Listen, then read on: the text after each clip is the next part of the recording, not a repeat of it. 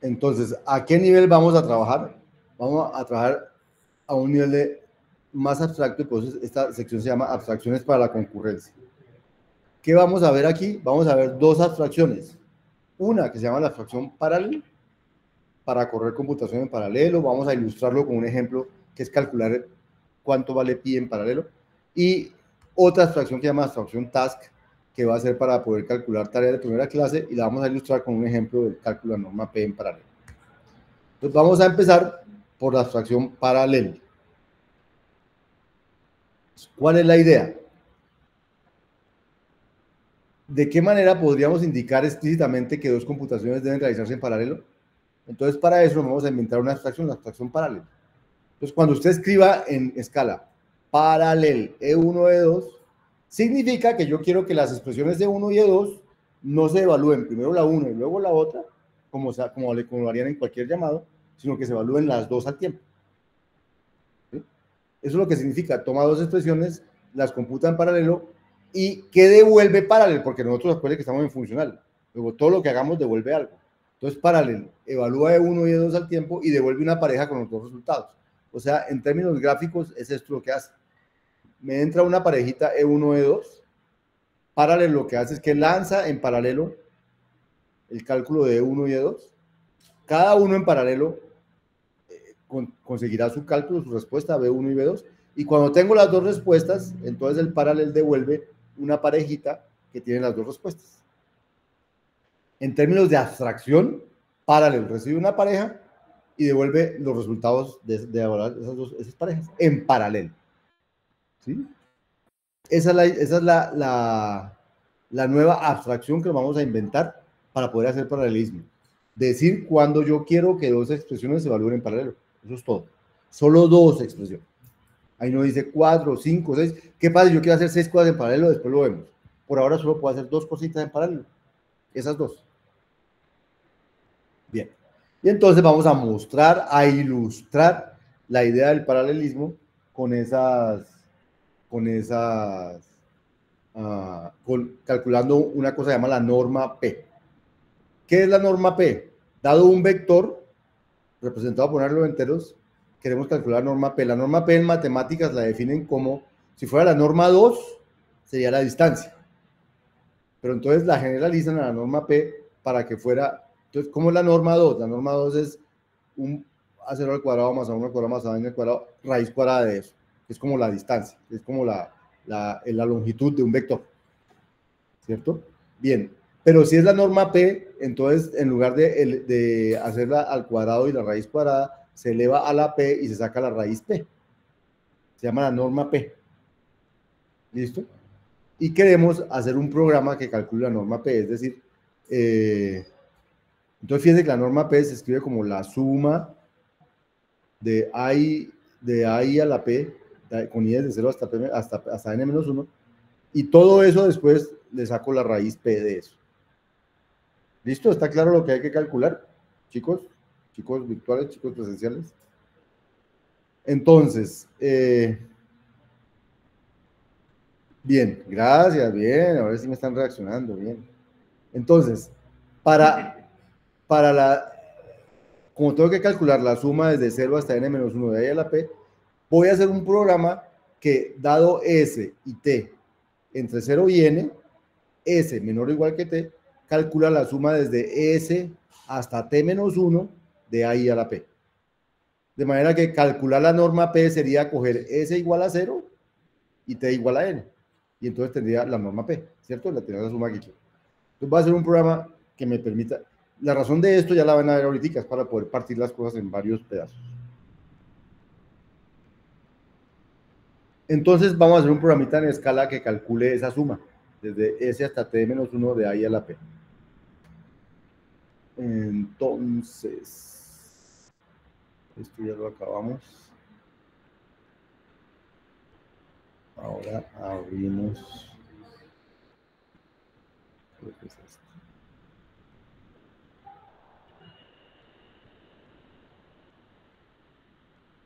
Este.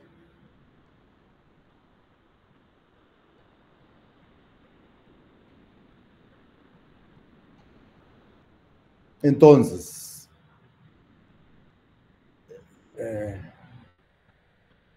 voy a llamar aquí.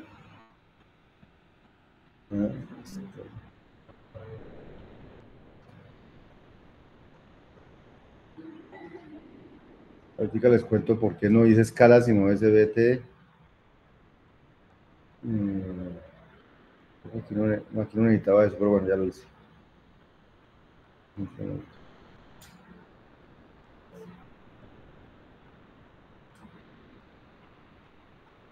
Fíjense que aquí yo no dice escala, sino dice SBT. Él está haciendo algo. Ya les cuento qué hace ahorita. Y luego, ahora le voy a decir console. Y ahí quedó en escala. O sea, que entré a correr escala de otra manera. No dice escala simplemente, sino dice SBT y escala. ¿Qué es lo que sucede? Que vamos a entrar a trabajar con paralelismo. Entonces, ahora hay cosas que nos van a importar. Nos van a importar las librerías con las que vamos a trabajar. Todos los proyectos tenían este archivo que se llama build.sbt, que no lo hemos tocado para nada, porque eso por defecto se crea de una manera y que hasta ahora no hemos necesitado tocarlo. Pero a partir de hoy lo vamos a necesitar tocar. ¿Por qué? Porque en este dice el nombre del proyecto, todas esas cosas, qué versión estamos trabajando, pero tiene unas librerías para poder, que vamos a necesitar, y en particular vamos a necesitar unas librerías que ahorita les comento. Entonces, esas librerías hay que incluirlas de alguna manera, y esas se incluyen en el archivo ESBT. Yo les diré cuál hay que incluir y todas las cosas, y ustedes lo incluyen, y eso corre. Simplemente que entonces, antes de empezar a correr a escala, hay que decirle que traiga las librerías que vamos a necesitar. Y la manera de decirle eso es decirle SBT, que es Scala Build Tool, o sea, herramienta de construcción de escala. Es como un make en Linux, pero para escala. Se llama SBT. Y todo lo que hay aquí, entonces él lo hace antes de poner a correr escala. Y cuando él termina, uno le dice console y queda en escala. Pero ya cargó lo que tenía que cargar de las librerías.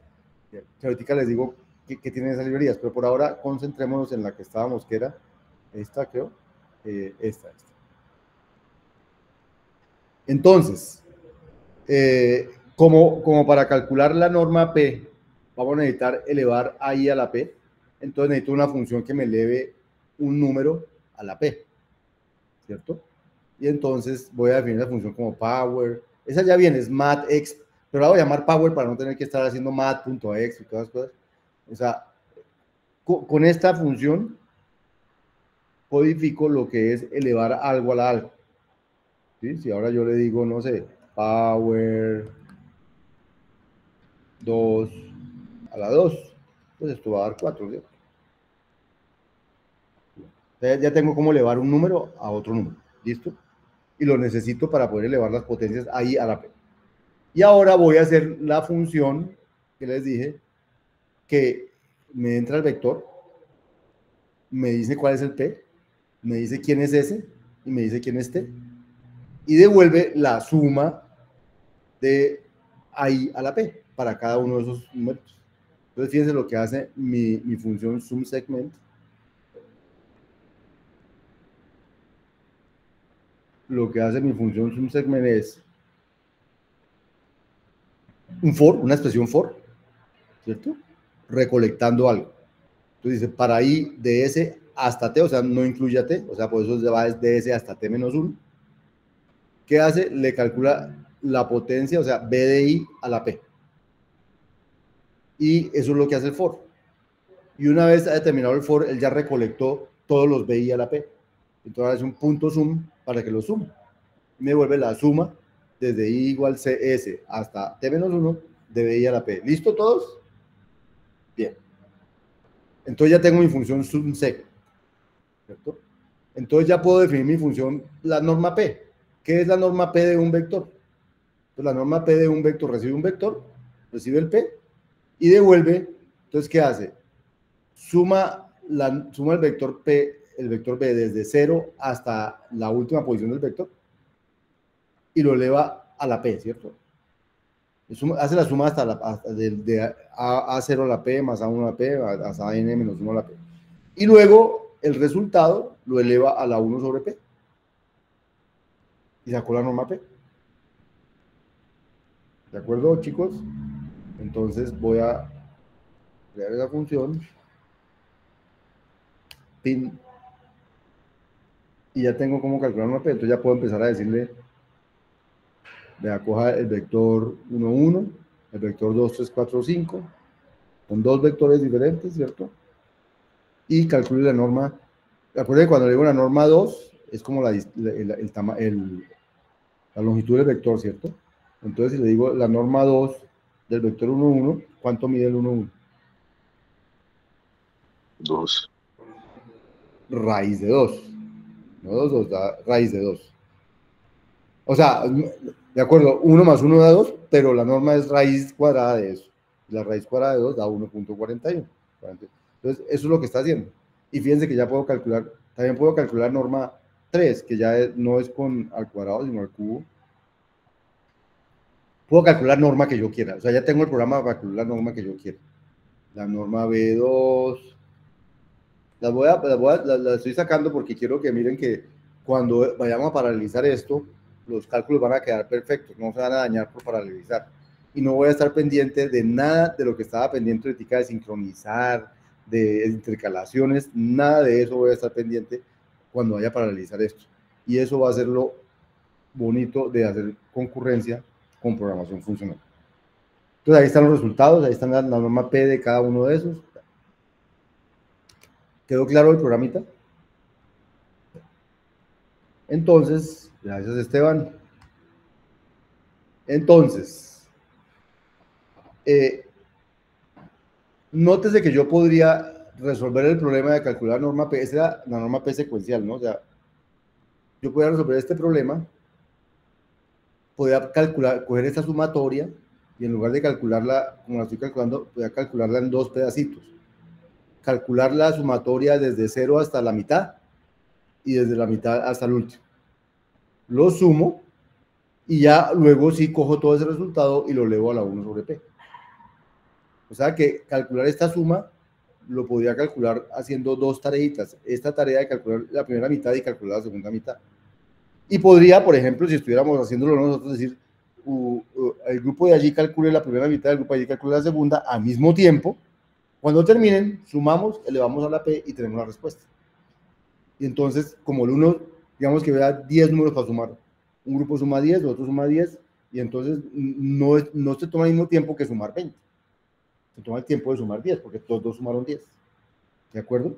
Entonces, la idea es que así vamos a poder ganar tiempo. Entonces, por ahora, solamente miren que podría ser la norma, calcular la norma en dos partecitas. Esta todavía sigue siendo secuencial. Entonces, ¿qué va a hacer mi función P norma? Dos partes. Lo mismo, recibe el mismo vector, el mismo P, devuelve el mismo valor. Pero entonces dice, calculo el señor de la mitad, la longitud de B sobre 2, y calculo por un lado subsegment de B, P0M, y por otro lado subsegment de B desde P hasta M, de B, desde M hasta B.length. Desde 0 hasta M y luego desde M hasta B.length. Calculo las sumas y a eso lo llamo como, digamos que eso lo lanzo en un cálculo. Este va a ser secuencial. Digo, calcúleme esta pareja, pero finalmente estoy en secuencial. Él calculará este, luego calculará este, y al final de que calcule esos dos, tengo esta parejita ya lista. Entonces cojo esa parejita, la sumo, la elevo a la 1 sobre P y ya tengo la respuesta. Aquí no he ganado nada de tiempo, solamente escribí el cálculo de la misma norma de otra manera. ¿Sí? Es una secuencial, solamente que dije, voy a sumar la primera parte, sumo la segunda y luego sí sumo las dos y hago a la 1 sobre P. Y entonces, si ustedes lanzan estos cálculos, pues van a dar lo mismo. La norma, pues tienen que dar lo mismo porque calcula lo mismo. ¿Sí? Para mostrarles que da lo mismo. Voy a poner el último.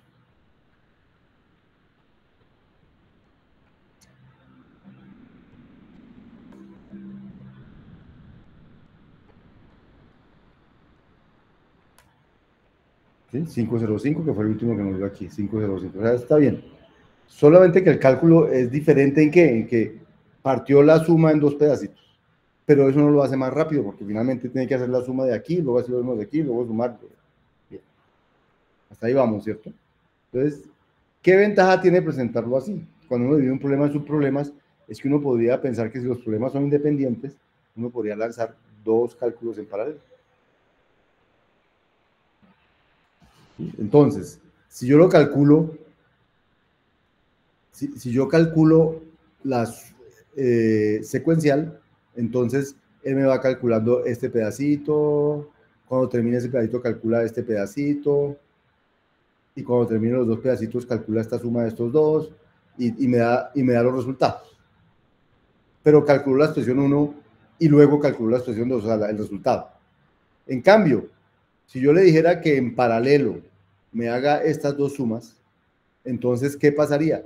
Que al mismo tiempo que él va sumando estas, él va sumando estas. Luego, al final, el tiempo que me voy a demorar calculando tiene que ser menos. ¿Estamos de acuerdo? Entonces, la versión paralela, uno puede tardar algo en configurar la ejecución paralela. Decir, es que voy a hacer en paralelo, entonces tengo que partirlo en dos. Pero después eso podría progresar en el procesamiento, podría hacer que el procesamiento de elementos del arreglo sea 2 veces más rápido que la versión secuencial. Entonces, si paralelizar es barato, va a valer la pena paralelizar.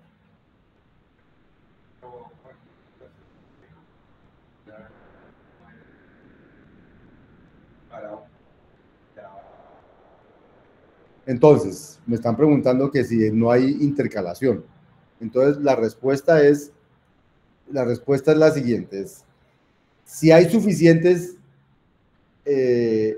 procesadores paralelos para que no haya intercalación, él los manda al tiempo.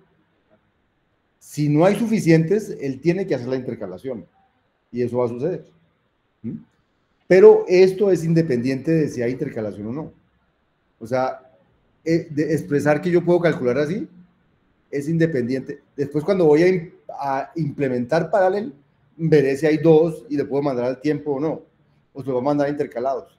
Pero eso ya es un problema del sistema operativo. Pero yo puedo crear dos hilos, decir este hilo va por acá, y ya este operativo verá a quién le da la mano en qué momento, si a los dos les da la mano al mismo tiempo porque tiene dos procesadores. Digamos que esa ya no es preocupación mía.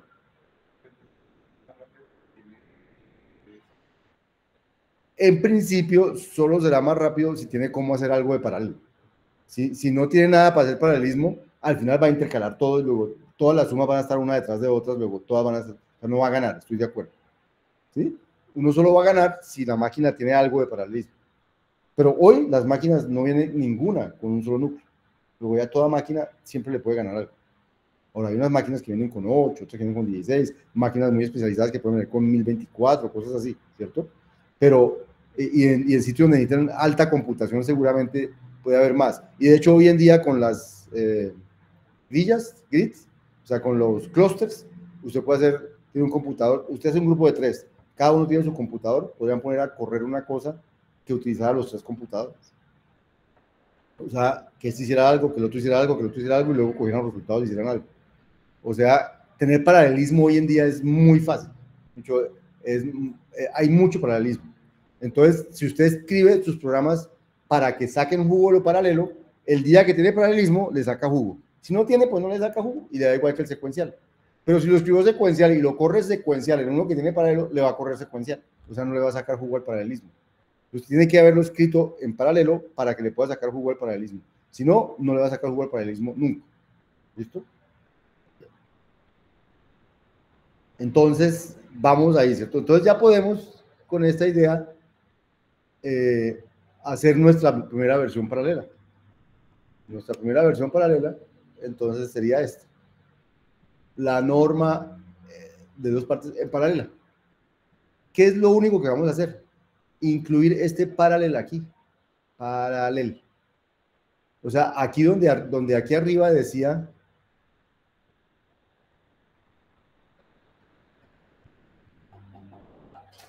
Donde aquí arriba decía sum 1, sum 2 igual a suma el segmento de la izquierda, suma el segmento de la derecha. Aquí abajo dice eso mismo, pero hágalo en paralelo. Suma el segmento de la izquierda y de la derecha en paralelo. Y él devuelve una pareja, como dijimos, igual que antes. Y luego suma los dos resultados y les lleva a la 1 sobre P y dará no. Luego el código De hecho, paralelizar el código fue muy fácil. Fue solamente de definir cuáles son esas dos tareas que están haciendo en paralelo y las pongo en paralelo. Con paralelo. Pero entonces, ahorita que lo ponga aquí a correr, me va a decir, oiga, no encontré paralelo. Porque paralel no es una primitiva que venga por defecto con escala. Paralel se construyó para poder abstraer, porque en escala vienen son los hilos y todas las cosas. Para poder hacer este tipo de paralelismo como más abstracto, construimos paralel. Y esa viene en una librería que se llama Common, que otra vez las voy a compartir. No la tienen que ver, no la tienen que hacer, solamente tienen que usar. Se llama Common. Esa librería trae el paralel. Entonces, ahorita se las muestro, pero para poder usarla, yo necesito importarla.